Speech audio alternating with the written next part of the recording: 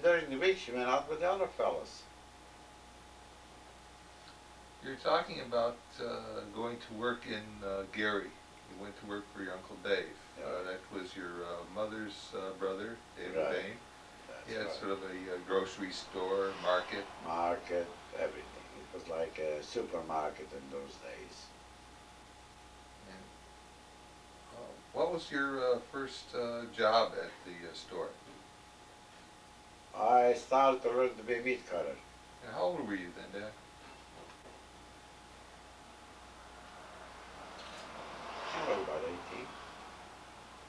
And that was after you had finished your 6 months in the academy? Yeah, Lewis Institute.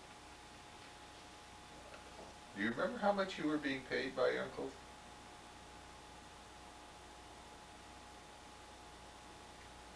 I think that was $20 a week. And where did you live in Gary? I happened to live with, the first time I lived with my uncle, or his partner. I think it was his partner. His partner was Maury Gross, because he had a partner, Maury Gross. And I stayed with his partner because he didn't have, his apartment wasn't big enough. But Maury Gross had a bigger house, and he had 2 sons and 2 daughters, and I stayed with him. No, I said, just think that's how much of disease, it's the malaria. Okay, at that time, did you get sick? Mother just talked about your rabbit's illness, tularemia. Oh, that was, no, that was after.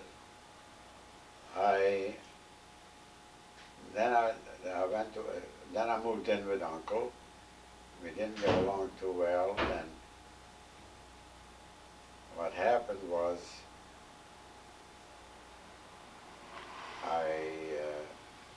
Hank came to work for Uncle too. Uncle went into a side business in the wholesale confectionery, cigars, candies, and so forth. And Uncle Hank was the salesman and I was selling him to the stores because he was buying it wholesale. My Uncle Dave. And then we moved together into a place. We lived together by strangers, by Goya. You and Hank together? Yeah. You remember how much you paid for room and board? Well, it was only a room. Board I had at my uncle's. I ate at Uncle's house and at the store. Okay, All I Tante did was Matilda sleep. cooked? Huh? Tante Matilda cooked? Oh, yes. And I tell you one thing, she was the best cook the family ever had. So it was just like what your mother did in Chicago. Chicago, the only thing but she was a far better cook than mother. So Matilda, well, as I remember... Matilda was one of the finest cooks the family had. That's what it was. And she was known for that too. So, What's the matter? how long did you work for your uncle in what's Gary, in his grocery store? Oh, let's see, till about 1932. So you were 18 when you started. That would be about 1926. You worked for about 6 years? Right. And what other jobs did you have working? Were you always a butcher? Well, that's what I first learned to be a butcher, yeah. Then we had a dispute and I quit. And I came back to Chicago and I got a job as a butcher, another person. And I was selling live poultry, like rabbits and so forth, you know. And what happened was, I started to work at $12 $15 a week at Depression time. After the first week when I saw the way I worked, the way I put in, He raised me right away to $20. So, what kind of doctor? Oh. During the time that I was killing the rabbits and geese and chickens, ducks and so forth, Yeah. I they used to pick the rabbits up alive and they used to hit them in the neck, kill them, or they used to come frozen sometimes, you know. And they used to skin them. I had to skin them and clean them. I must have had a cut in my hand or something. And I skinned and cleaned one of those rabbits that was diseased. Oh, he's from the old timers, you know. And I started to get sick. Exactly. About when was this, Dad? It was in 1931, I believe, in 31 or 32. And I hope the God helps him. Yeah, I hope he prays. And How's Daddy? then, of course, nobody knew what it was. Yeah, listen. So I went from one hospital to another. Yeah. And finally, they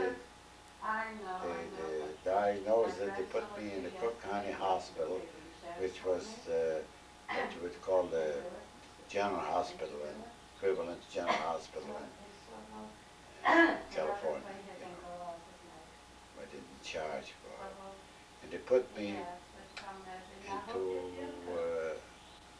sort of an oven-like, where the heat would draw. I was covered like into up to my neck, a whole canister or something.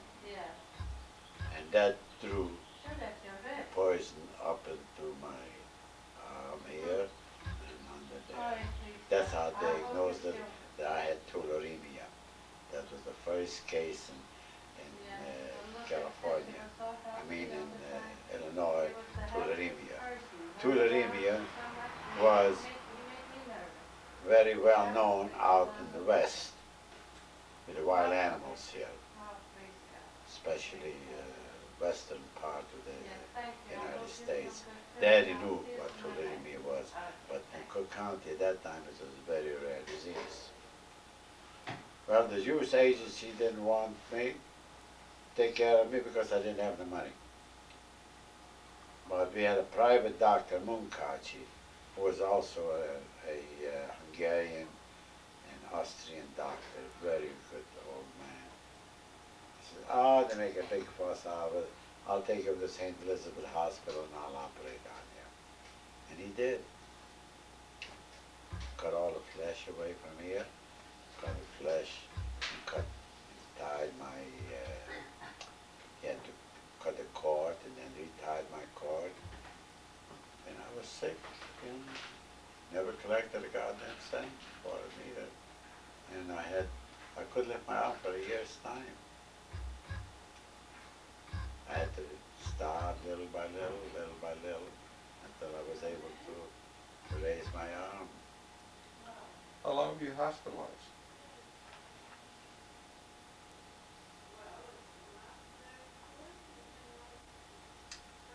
I should think about a month. I don't remember. I really don't remember. So where did you live while you recuperated? At home in Chicago. With your mom and dad? Mom and dad, yeah. And at that time, how old were you? This is 1931, so you're about 23 years old? 24? About 22, yeah. 21, 22 years old. How long was it before you were able to go back to work? Well, after that, I didn't want to work as a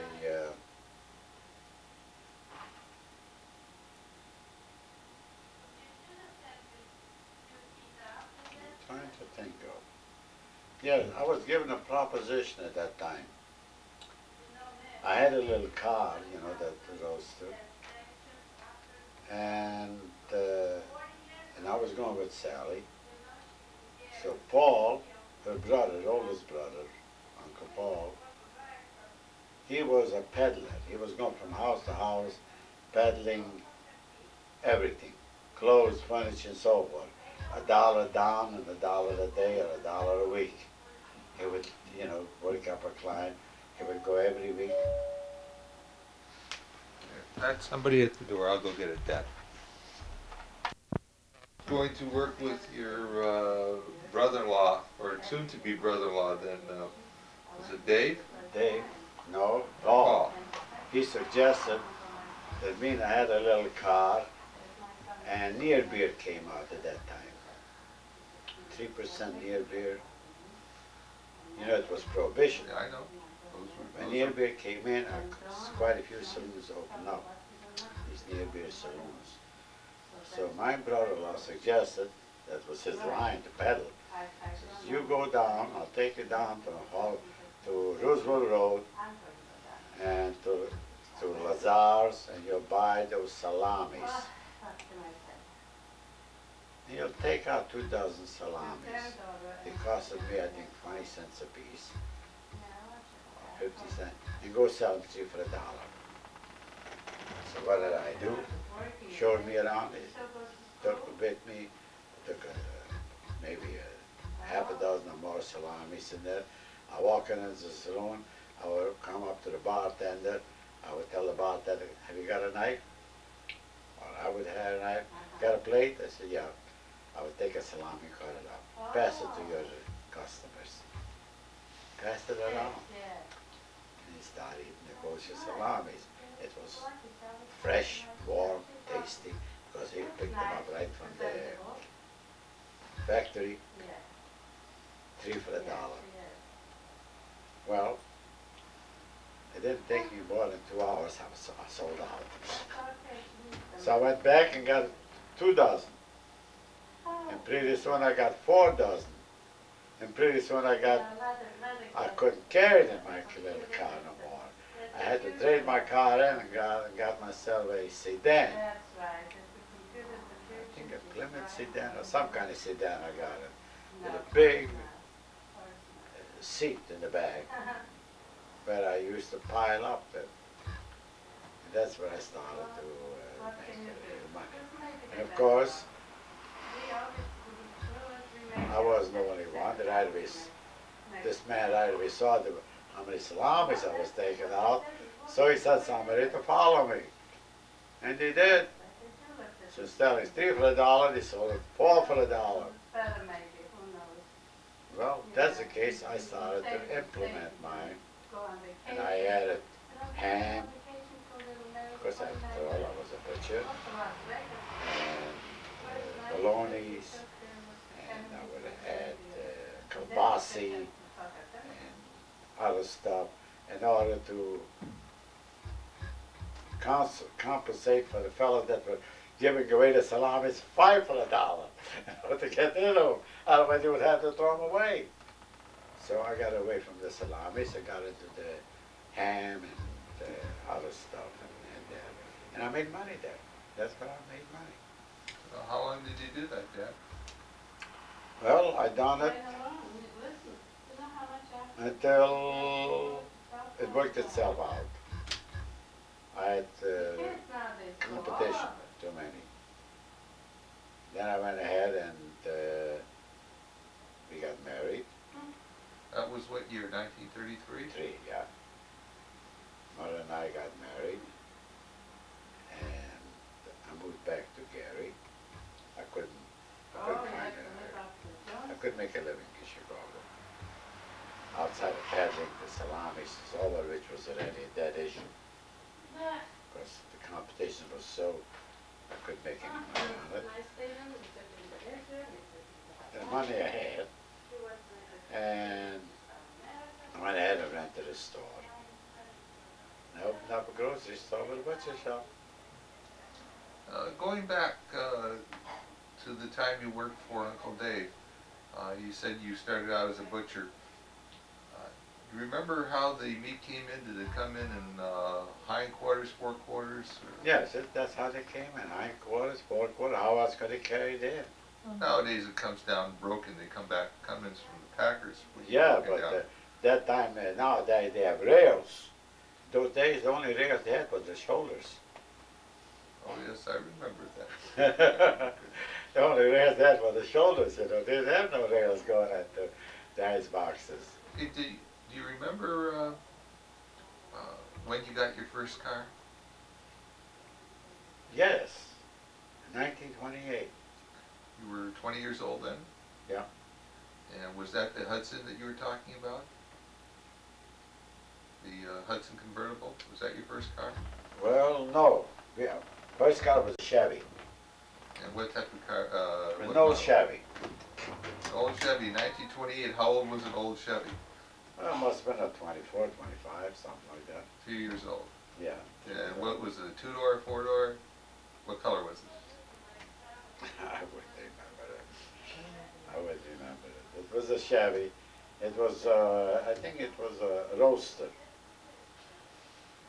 And how much did you pay for it? Maybe $200 or $300. As a matter of fact, we bought it in partnership with Hank. Hank used it more because he traveled for Uncle Dave. Remember I told you he got a job as traveling, selling to the stores, the candies and tobaccos and so forth, the confectionery store he opened that sideline. Well, he used it. And we shared it together. Well, after a while, Hank traded it in and bought himself the new Oldsmobile. It was a long Oldsmobile at that time, the first time they came out with the streamlined Olds. Well, we shared it for a while. Then it got tiresome because I had to work later, and he was through as a salesman earlier. So I went ahead in 1929 and bought myself a, I think it was Hudson Essex convertible. It was 4-seater in the front and one rumble seat. It was placed as like a torpedo-shaped car. If you remember, it was shaped like a torpedo. The front was wide, and then it came down. It had one rumble seat in the back with wide bumpers and actually floorboards and so forth. The one rumble seat in the back, how many people could sit in that rumble seat? One fat one or two skinny ones. Okay, it was what you call a compact car. Yeah, because the back was shaped like a torpedo. And did you buy that new? Brand new. And how much? Did you, $850. and how did you pay for it? Oh, I had money in the bank.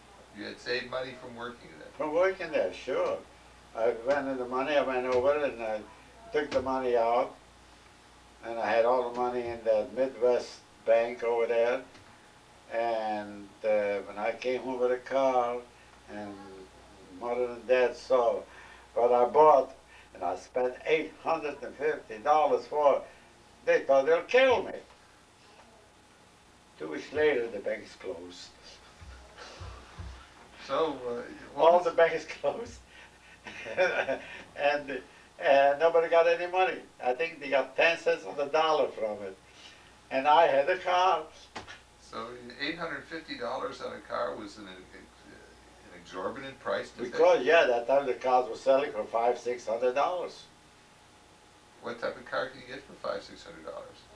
Oh, you could have gotten a Chevy or a Ford or a Dodge, a Hudson. You went out and you bought the fancy Roadster.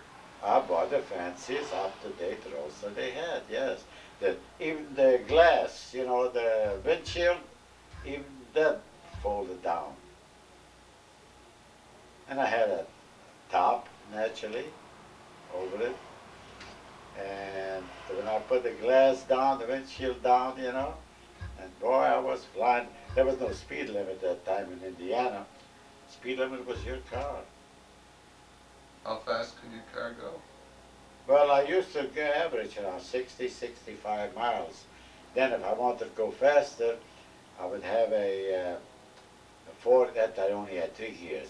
I had a 4-gear. I had first, second, and third. And the 4th gear was a low gear that would cut my motor down revolution to a half.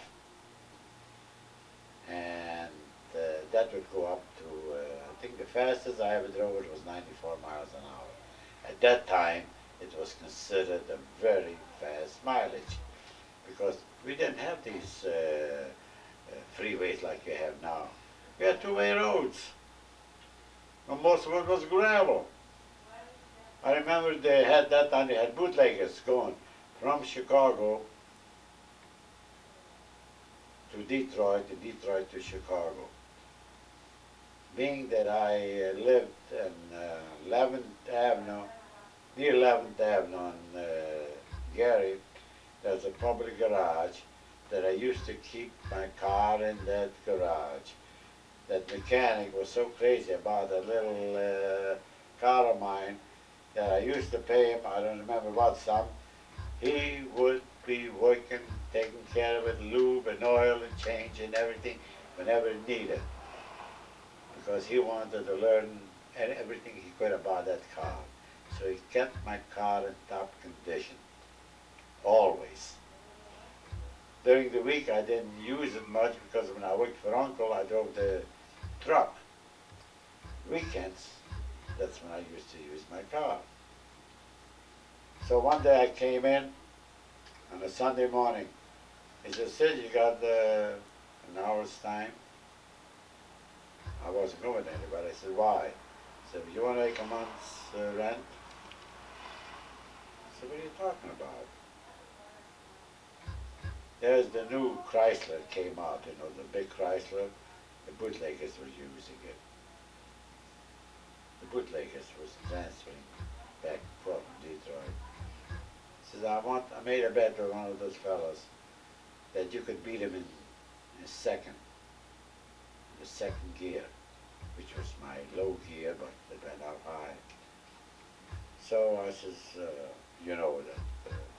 He said, go from first, instead of going into third, go into your low gear. So I'll go with him and have that man go with you. We will start off at 5 points towards Indiana Harbor. That was a wide road at that time. I think it was a 3-car lane. I said, all right. So we went in there and I drove from first and went up to maybe 40 miles an hour. Then I shifted into that low gear. So instead of going 40, it went down to 35. And the other car passed me by, made me look like I was going backwards. And pretty soon it hit to 65. No sooner I hit it at 65, and my motor started to roar. When I passed them up, I was going 94 miles an hour. 94 miles an hour. And I passed them up because he could probably go 70, 75 at that time. That's all they could make. This was 94 miles an hour. That's when they came down with that overgear, what they call it. Overgear. Overdrive? Overdrive. That's when they first came down with the overdrive with that little car. And when I got back, he said, what the heck have you got in there? They opened up, they saw the little motor. They didn't know about the overdrive, of course. The little motor like that could be Chrysler. Oh, it was a shame. But I got a bunch of rent out of that. You said that your folks went into the restaurant business in Chicago, and you talked about Uncle Dave having the grocery store in Gary. You also talked about Uncle Dave having the confectionery, wholesale confectionery business in Gary. Yeah. And you mentioned that Uncle Paul was peddling door to door in Chicago. What other businesses did members of the family go into? What did Uncle Max go into? Uncle Max was a tailor. He was a tailor and he was also a furrier. Uncle Max was a furrier. Uncle Dave Dazier, he could barely speak English, but he worked for the Blackstone Hotel as a waiter. Because of his foreign accent, you know, and they made him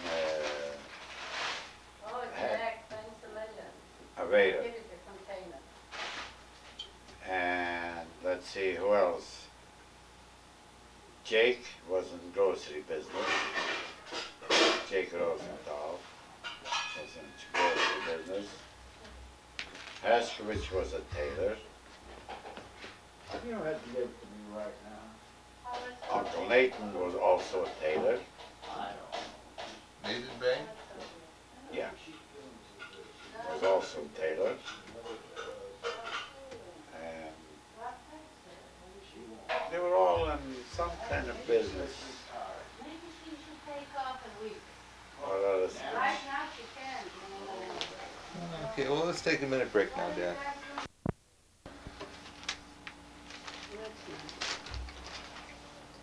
How many people in the business own their own businesses in the family?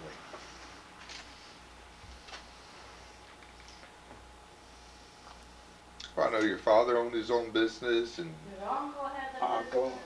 I think the only ones that I remember that worked for somebody else was Dazier, that's Uncle Dave, that's my father's youngest brother. he was the waiter. He was the waiter. And there was Aaron Bain. I don't remember who he worked for. Aaron Bain. I know he worked for somebody else. And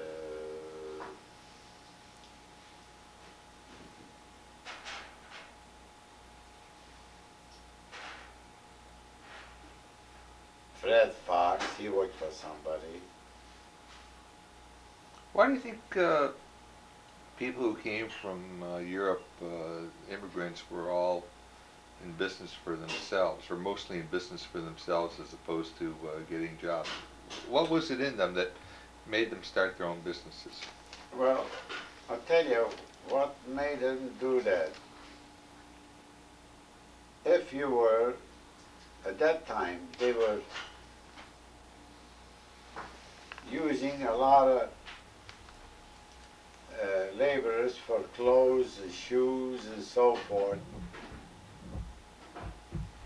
And they hired the cheap immigrant laborers. As a matter of fact, in order for them to make a living, they put them on piecework. In other words, the more they produced, the more they got paid. The same thing included in the manufacture of clothes, manufacture of shoes. The more shoes they produce, the more clothes they produce, the more they make.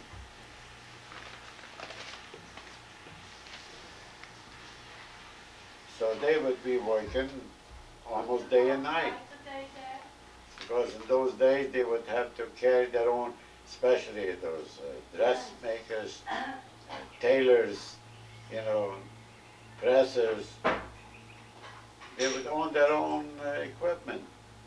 Take it home and work at home, and in order to accumulate a piecework, because they get paid by the as many dresses or pants or whatever they made. Did you go outside today? Not yet.